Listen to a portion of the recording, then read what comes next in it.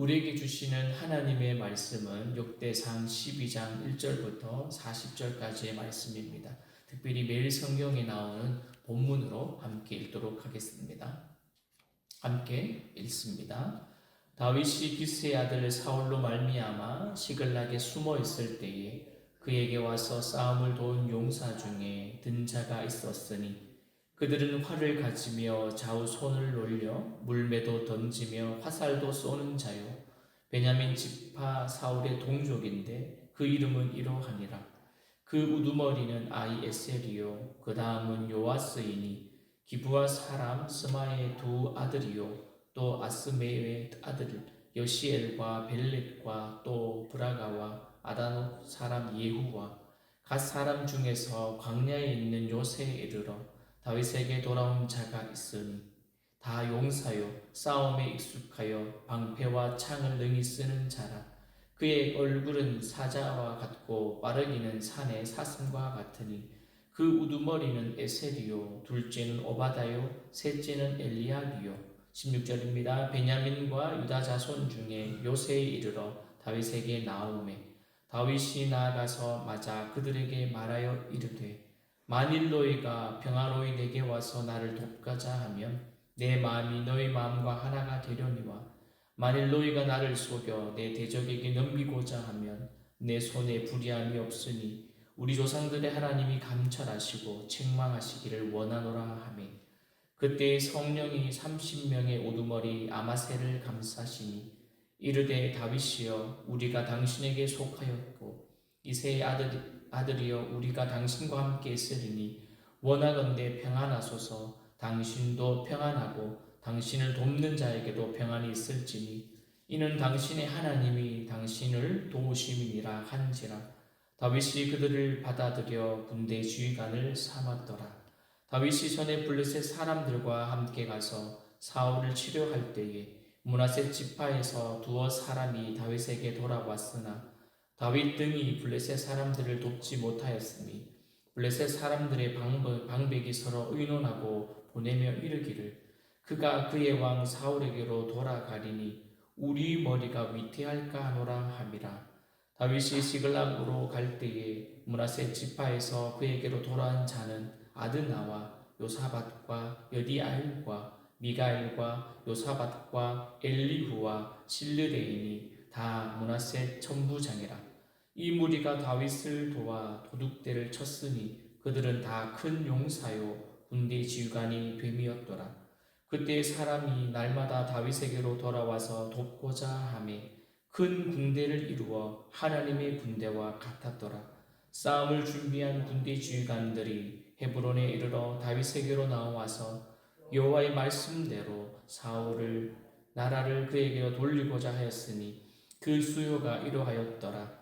유다 자손 중에서 방패와 창을 들고 싸움을 준비한 자가 6,800명이요 시몬 자손 중에서 싸움하는 큰 용사가 7,100명이요 레위 사람 중에 4,600명이요 아론 집 우두머리 여호야다와 그와 함께 있는 자가 3,700명이요 또 젊은 용사 사독과 그의 가문의 지휘관이 22명이요 베냐민 자손과 사울의 동족은 아직도 태반이나 사울의 집을 따르나 그 중에서 나온 자가 3,000명이요 에브라임 자손 중에서 가족으로서 유명한 큰 용사가 28,000명이요 므낫세 반 지파 중에 이름이 기록된 자로서 와서 다윗을 세워 왕으로 삼으려 하는 자가 18,000명이요 이 모든 군사가 전제를 갖추고 다 성심으로 헤블론에 이르러 다윗을 온 이스라엘 왕으로 삼고자 하고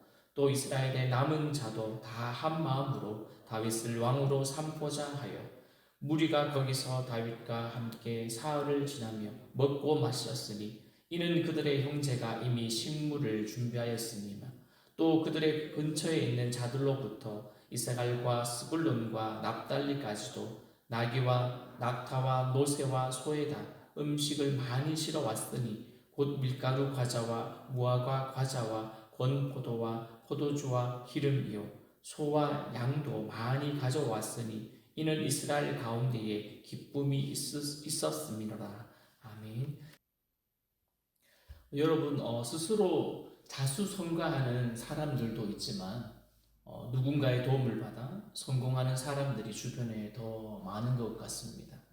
그리고 성공한 사람들의 공통점 중에 몇 가지를 언급한다면 먼저 그들은 좀 꼼꼼하게 연구를 한다. 그리고 상황 판단이 친밀하다. 마지막으로 좀 유연성이 있다. 또 다른 부분도 있지만 이 세 가지를 좀 들 수가 있습니다. 오늘 보면 하나님은 다윗이 사울 대신 왕으로서 소명을 완수할 수 있도록 모든 것을 미리 준비하십니다. 그렇다면 하나님의 일에 우리들은 조금 더 자세히 보아야 될 것입니다. 1절을 보니 지금 다윗이 어디에 숨어 있는지 알 수 있지요. 사울로 말미암아 시글락에 숨어. 여러분, 다윗의 처지는 참으로 한심하기 짝이 없어 보이지만 하나님께서는 자기의 일을 완성하기 위해 지금 동력자들을 붙여주십니다. 그곳으로 지금 다윗을 지지하려고 각 지파의 용사들이 옵니다. 다윗이 지금 블레셋 지역의 그 시갈락에서 오늘 사울의 그 위협을 어떻게 해요? 피하는 동안 하나님의 용사들을 그에게 보내주셔서 전쟁에서 다윗을 돕게 하십니다. 이절부터 보십시오. 이제 지파의 용사들을 설명합니다. 먼저 베냐민 지파들의 용사입니다. 그들은 활을 가지며 좌우 손을 올려 물매도 던지며 화살도 쏘는 자요. 이어서 이제 또 갓 사람들은 어떠합니까? 사울을 떠나 다윗을 도우러 왔습니다. 그들은 지금 다윗을 위해 목숨을 내어 놓으며 또한 다윗의 지도력을 믿고 자기의 과정도 좀 포기한 사람들인 것 같습니다. 8절을 보면 이렇게 설명하지요. 다 용사요, 싸움에 익숙하여 방패와 창을 능히 쓰는 자라. 그의 얼굴은 사자 같고 빠르기는 산의 사슴 같으니. 아멘. 여러분, 특히 이어서 보면 이제 9절부터 13절에는 그들의 지도자가 13명의 이름들이 기록되어 있고 또한 14절은 보니 갓 자손이 군대 지휘관이 되었을 때에 어떤 사람은 100명의 군사를, 어떤 사람은 1000명의 군사를 이끌었다라고 기록하고 있습니다. 또한 요단 강물이 넘쳤을 때에 그들은 강을 건너 골짜기의 적군들을 동쪽과 서쪽으로 몰아내는 그런, 먼저 가서 적지에 투입되어서 그렇게 활동하는, 마치 우리나라의 비밀병기인 CCT라고 하는 그런 작전들도 수행했던 자들이었습니다. 참으로 다윗에게는 이들은 또한 큰 힘을 보태주는 지파들이었지요. 그리고 베냐민과 유다 자손들이 함께 하겠다라고 하는 말에 다윗은 17절에서 그들에게 이렇게 묻습니다.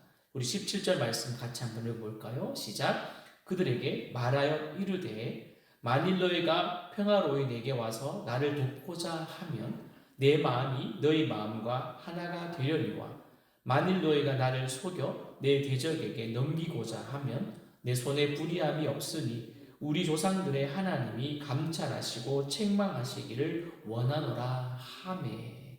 어떤 마음인지는 모르겠지만 어쨌든 다윗이 또 그들에게 이렇게 물어보았지요. 그들의 답변은 어떠합니까? 그 다음 절 18절에 보니 자세히 기록되어 있습니다. 그때에 성령이 30명의 우두머리 아마새를 감싸더니, 그리고는 이야기를 합니다. 평안을 구하고 평안이 있을 것이라고 이야기를 하지요. 하나님이 이처럼 아마새 입을 통해 베냐민과 유다에게 온 용사들이 그에게 충성스러운 사람들임을 분명히 말하고 있습니다. 여러분, 우리가 잠시 잘하는 사람들, 즉 잠시 잘하는 것은요 누구나 할 수 있지만 지속적으로 잘하는 것은 좀 다른 문제인 것 같습니다. 우리에게 맡겨진 본분과 또 주어진 그 사명을 완수하기 위해서는요 특별히 우리가 골로새서 말씀을 좀 기억하면 좋겠습니다. 어떻게 기록되어 있냐면 무슨 일을 하든지 마음을 다하여 주께 하듯 하고 사람에게 하듯 하지 말라. 그래서 우리가 잠깐 순간에 잘할 수 있는 것 누구나 할 수 있지만 지속 가능한 오랫동안 우리가 잘하는 것은 좀 다른 거라 생각하며 오늘 이 골로새 말씀을 좀 기억하면 좋겠습니다. 더 나아가 이제 날이 갈수록 더 많은 사람들이 다윗 편에 합류를 했습니다. 이제 하나님은 다윗이 강력한 군대를 이루도록 계속 군사력을 키워주셨습니다. 그래서 22절에 보니 다윗의 군사를 마치 어떻게 표현하고 있습니까? 하나님의 군대와 같다라고 말합니다. 하나님의 군대. 여러분, 말 그대로 하나님은 지금 다윗을 위해서 군대를 보내주셨잖아요. 그리고 하나님의 손길이 다윗과 함께 하셨습니다. 할렐루야. 또한 하나님의 도움이 시글락에서, 또 본문에 보니 요새에서도, 또 요새에서도, 또한 시글락에서도 끊이지 않고 이어주고 있었습니다. 이것이 진정한 도움 아니겠습니까? 이 도움이라는 것이 오늘 본문에 7번 나옵니다. 그러나 이 도움을 넘어서 우리는 더 잘할 수 있는 것은 하나님의 도우심 아니겠습니까? 제가 어제 설교를 준비하기 위해서 제 딸 방에 들어가 책상에 앉았습니다. 그곳이 가장 좋거든요, 사실. 편하고. 근데 그곳에 앉아서 설교를 막 준비하다가 이쯤까지 오다가 제 눈에 앞에 보니까요, 청소년지구 6월 암송구절이라고 하나의 요만한 그런 명함 같은 그게 말씀 구절이 하나 있었습니다. 그 구절이 무엇이냐면 이것이었습니다. 두려워하지 말라, 내가 너와 함께함이라. 놀라지 말라, 나는 내 하나님이 됨이라.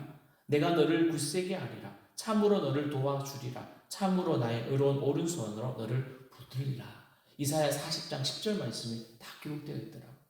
사는 성도 여러분, 성경에는 우리의 도움 되신다, 우리의 피난처가 되신다, 내가 너와 함께 하겠다라는 말씀은 너무나 많습니다. 그러나 오늘 또 이사야 40장 10절 말씀이 여러분과 또 저에게 힘이 되는, 또 그 말씀이 우리에게 더 하나님을 신뢰하게 만드는 말씀이 되면 좋겠습니다. 여러분, 이제 현실이 되는 순간을 경험하게 됩니다. 18절에 보니 이제 모든 군사가 전열을 갖추고 다 성심으로 헤블론에 이르러 다윗을 온 이스라엘 왕으로 삼고자 하고, 또 이스라엘의 남은 자도 다 한마음으로 다윗을 왕으로 삼고자 하여. 여러분, 이제 북쪽과 서쪽, 그러니 남쪽의 12지파의 용사들이 충성된 마음으로 나와서 다윗을 온 이스라엘의 왕으로 세웁니다. 그리고 다음으로는 모두가 사흘 동안 연회를 열어 함께 기쁨의 축제를 벌였습니다. 더 놀라운 것은요, 먼 곳에서 찾아온 사람들이 잔치 음식을 만들어서 낙이나 낙타에 싣고 왔다는 것입니다. 그리고는 또 충분한 식사를 함께 즐기고 나누고, 또한 이스라엘에 임한 하나님의 도움에 그들은 기뻐했습니다. 여러분, 하나님이 우리를 부르실 때에 막연하게 우리를 부르시는 분이 아니시잖아요. 턱 불러놓고 네가 알아서 해 라는 분이 아니십니다. 우리를 부르실 때에는 우리에게 필요한 것도 함께 준비하여 주시는 분이시고, 또 그 하나님의 부르심 앞에 우리는 어떻게 해야 할까요? 순종하며 나가면 되는 것입니다. 우리의 눈으로 여러분 판단하지 말고요, 또 주님보다 앞서지 않는다면, 분명히 순종의 발걸음을 내딛기만 한다면 그 이후에 나머지의 여정에는 필요한 것으로 채우시는 은혜가 있을 줄 믿습니다. 오늘도 우리의 각자 가운데에 여러분 아직까지 결정하지 못하고 우리의 발을 내딛지 못하는 것들이 있다면요, 오늘 말씀을 곰곰이 생각해 보시고 오늘도 하나님의 도우심이 그 다윗에게, 그리고 이스라엘 땅 가운데, 그리고 우리의 인생에도 있었음을 기억하면서 어떤 상황에서도 주님의 기쁨을 먼저 생각하는 우리 모두가 되어지기를 주님의 이름으로 축원드립니다.